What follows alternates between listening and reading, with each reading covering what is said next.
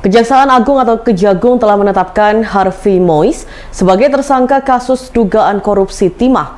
Tersangka selama ini dikenal sebagai sosok pengusaha kaya raya.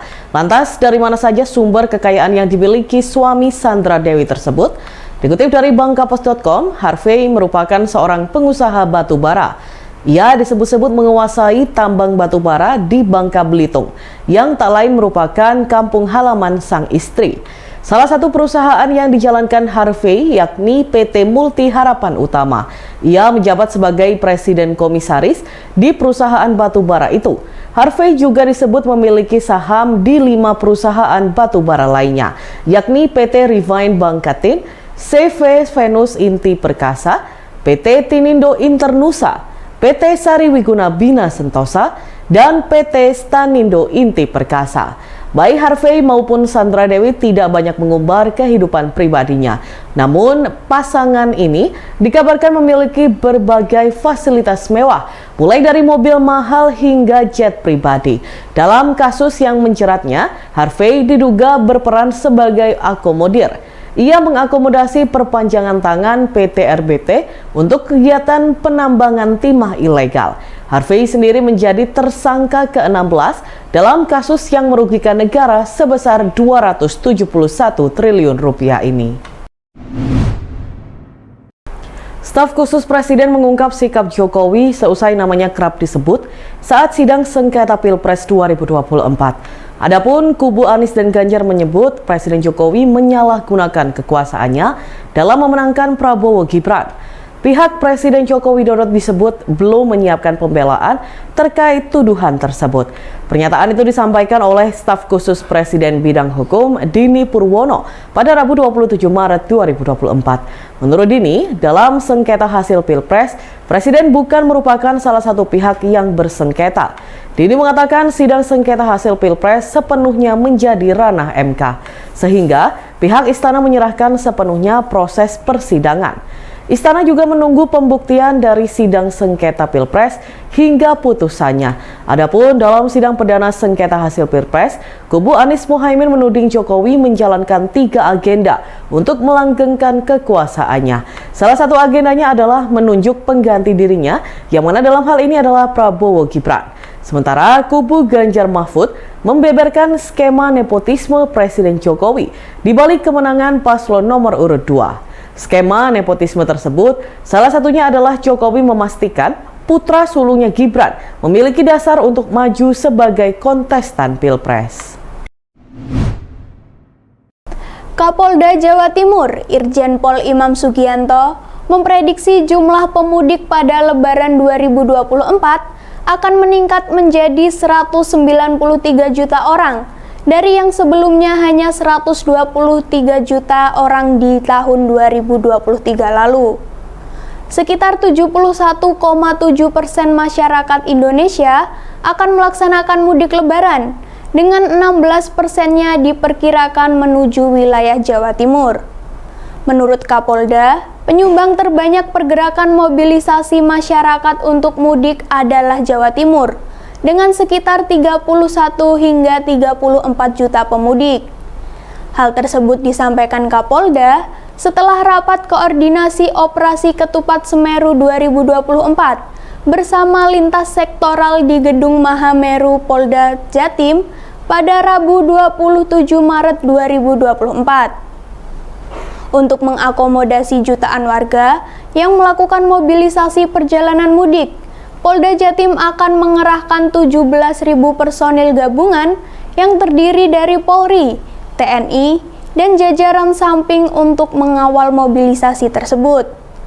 Puluhan ribu personil gabungan ini nantinya akan disebar pada tanggal 2 hingga 16 April 2024. Selama pelaksanaan operasi Ketupat Semeru 2024, Ditlantas Polda Jatim berencana membuat 217 pos, diantaranya 167 pos pengamanan, 40 pos pelayanan, dan 10 pos terpadu.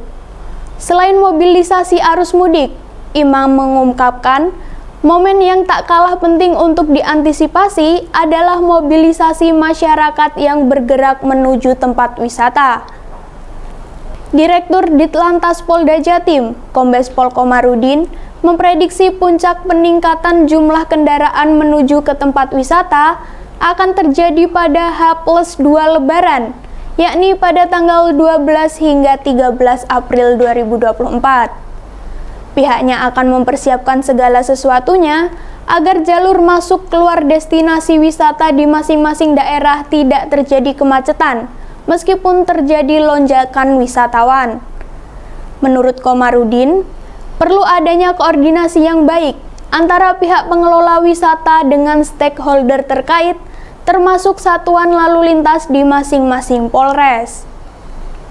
Sementara itu, Kepala Dinas Kebudayaan dan Pariwisata Jawa Timur, Evi Aviana Sari memaparkan hasil pemantauan libur Natal 2023 dan Tahun Baru 2024 sebagai gambaran membaca potensi wisata di Jatim selama liburan Idul Fitri 2024 mendatang. Evi juga memperkirakan puncak kunjungan wisata pada momen liburan Idul Fitri terjadi pada tanggal 12 hingga 13 April setelah masyarakat melakukan mobilisasi silaturahmi ke rumah keluarga.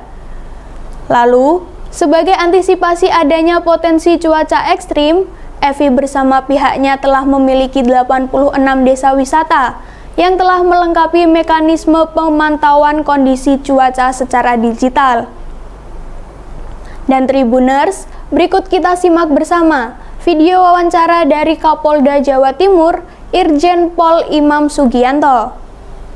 Lintas sektoral khususnya di Provinsi Jawa Timur dihadiri oleh Forkopimda, ada Pak Pangdam, kemudian Pak Kadishub yang mewakili PJ Gubernur, kemudian Pak Kas Kogantab dan Lanut, kemudian ada Kas Armada juga.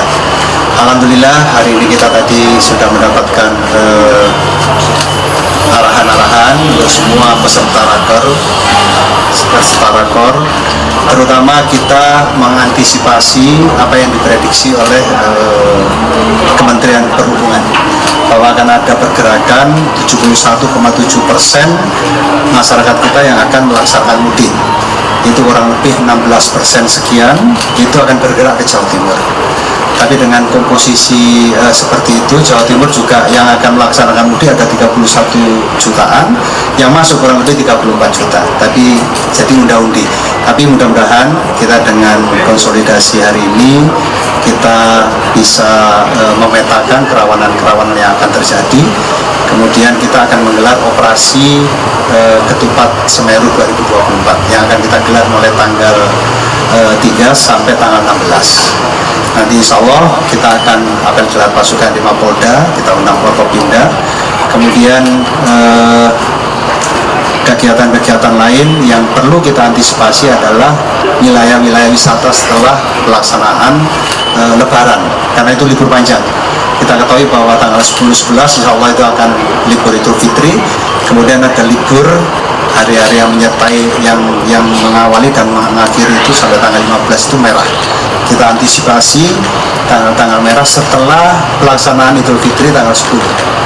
Itu mudah-mudahan dengan pemetaan dan rapat koordinasi tingkat teknis ini semuanya kerawanan bisa kita petakan, kemudian kita tetapkan cara bertindak pengamanan yang baik untuk mengawal dan menjaga masyarakat yang mudik maupun yang nanti rekreasi ke arah Jawa Timur.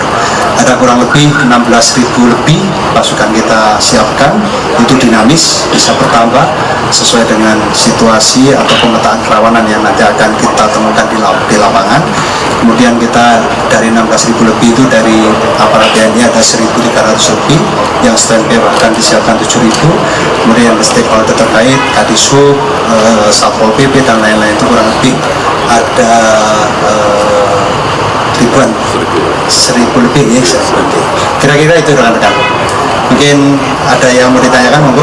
Jadi kalau teman-teman ikuti hasil survei dari Kementerian Perhubungan kemarin dirilis oleh Bapak Menteri Perhubungan, itu dari tahun 2023 kurang lebih naik 58% dari 123 juta ke 171 juta.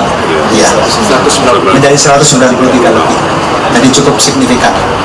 Nah, yang penyumbang terbanyak memudik itu dari Jawa Timur, dari 71% sekian itu. Ya.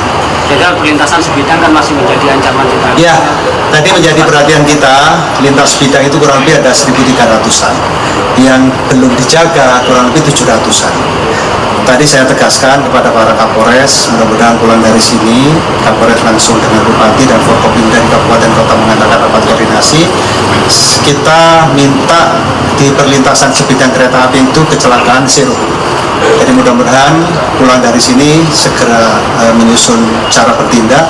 Tadi ada ditawarkan ide dari Dirintel, kalau perlu bayarin orang sekaligus hitung-hitung sedekah untuk menjagain palang kereta yang tidak pintu kereta, perlintasan kereta sebidang itu yang tidak ada palang pintunya.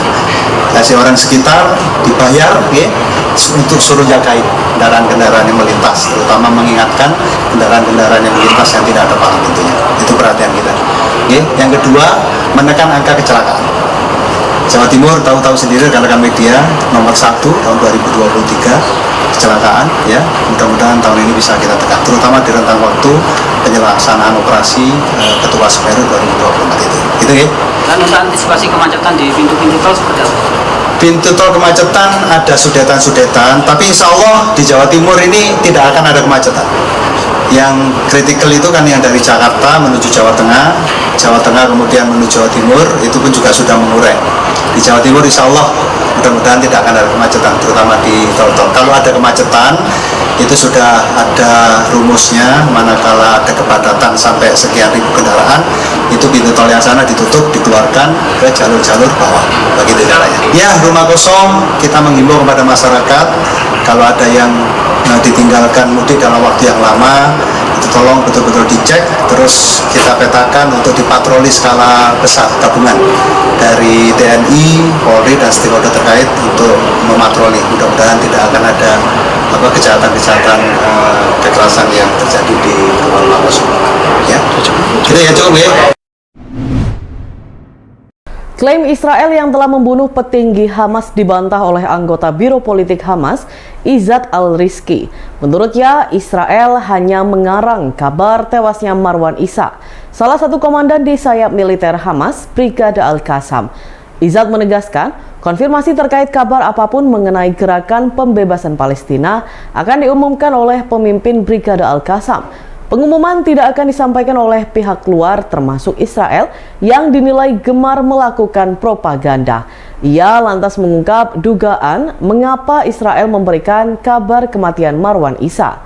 Menurutnya, hal itu dilakukan untuk menutupi krisis yang dihadapi pemerintahan Perdana Menteri Israel Benjamin Netanyahu. Selain itu, untuk menutupi kegagalan tentara pendudukan dalam mencapai tujuan perang. Sebelumnya, tentara Israel pada Selasa 26 Maret 2024 mengklaim jika mereka telah membunuh Marwan Issa di Camp Nuseirat. Marwan Issa merupakan orang kedua di Brigade Al-Qassam. Media Israel sempat mengabarkan jika IDF sedang memeriksa ulang kebenaran terbunuhnya Marwan. Sementara, Perdana Menteri Netanyahu mengonfirmasi bahwa Israel telah membunuh orang nomor 4 di Hamas tanpa mengungkap namanya. Sebuah video rekaman CCTV viral di media sosial Kota Malang. Dalam rekaman tersebut, terlihat maling yang memakai jaket ojek online atau ojol mencuri tas selempang pemilik warung nasi. Dari informasi yang didapat Tribun Jatim Network, kejadian itu terjadi di sebuah warung nasi Pujasera yang terletak di Jalan Buring, Kecamatan Klojen, Kota Malang. Korban pemilik warung, yakni Dana Kristina 42 tahun, mengatakan peristiwa yang menimpanya itu terjadi pada Rabu 27 Maret 2024 sekitar pukul 10.52 waktu Indonesia Barat. Pada awalnya, pelaku yang memakai jaket ojol datang ke warung dan langsung memesan nasi campur 4 bungkus. Sambil menyiapkan pesanan, korban pun mengajak ngobrol pelaku. Dalam percakapan itu, korban menyuruh agar sepeda motor pelaku dimasukkan ke dalam halaman warung Pujaseranya. Setelah pesanan nasinya selesai dibuat, pelaku memesan teh hangat. Korban pun kembali sibuk menyiapkan pesanan. Namun tanpa disadari korban, Pelaku beraksi dan merogoh ke bagian booth jajanan yang berada di depan warung korban. Setelah menemukan tas selempang warna hitam milik korban, pelaku pun langsung kabur meninggalkan lokasi. Saat pesanan selesai dibuat, korban bingung karena pelaku sudah meninggalkan lokasi. Dan ketika itu, ia belum sadar jika tasnya sudah hilang. Setelah itu, petugas keamanan kantor Palang Merah Indonesia atau PMI Kota Malang yang berada di seberang depan warung Pujasera mendatanginya. Ia menceritakan jika pelaku meninggalkan lokasi tergesa-gesa sambil mengebut. Dari situlah korban langsung mengecek tasnya dan baru sadar bahwa tasnya hilang. Kemudian informasi pencurian ini dibagikan di grup WhatsApp internal PMI sendiri.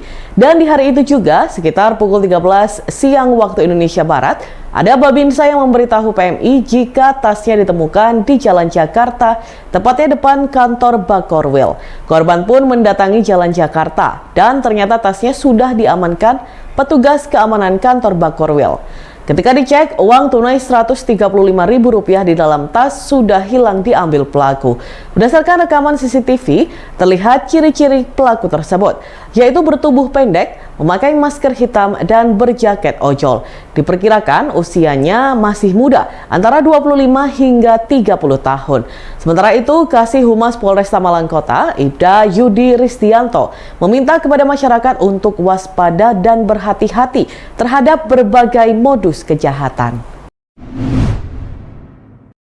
Peristiwa kecelakaan lalu lintas terjadi antara truk logistik bernopol L8774UU dengan mobil Avanza merah bernopol L1621TM pada Kamis 28 Maret 2024 pagi. Akibatnya terjadi kepadatan di sekitar lokasi kejadian di Jalan Raya Surabaya Madiun, Desa Garon, Kecamatan Balerejo, Kabupaten Madiun. Polisi kemudian langsung mengatur arus lalu lintas hingga melakukan evakuasi kedua kendaraan tersebut. Petugas juga membersihkan sisa-sisa material seperti pecahan kaca maupun spare part kendaraan yang berserakan di jalan. Saksi mata Mardianto mengatakan peristiwa tersebut terjadi pada pukul 5.30 pagi waktu Indonesia Barat. Menurutnya, suara tabrakan dari kedua kendaraan itu begitu kencang. Ia menuturkan truk berjalan dari arah Madiun ke Surabaya, sedangkan mobil Avanza merah melaju dari arah Surabaya ke Madiun. Mardianto mengungkapkan satu orang meninggal dunia di tempat. Korban lainnya ada yang posisinya terjepit. Beberapa korban juga langsung dibawa ke rumah sakit untuk perawatan lebih lanjut.